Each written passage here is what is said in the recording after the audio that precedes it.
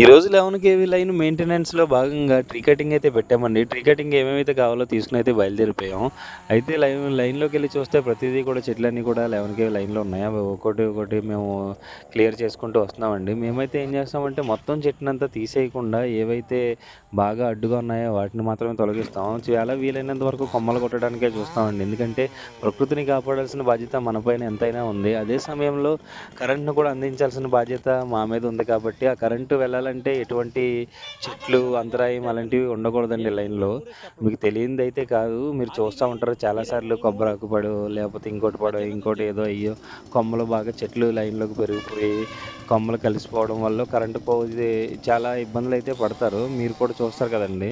అదెలా ఉంటదనేది మీకు చూపించడం కోసమైతే ఈ వీడియో చేశాను. ఈ వీడియోని తప్పకుండా చూసి లైక్ చేసి, షేర్ చేసి, కామెంట్ చేయండి.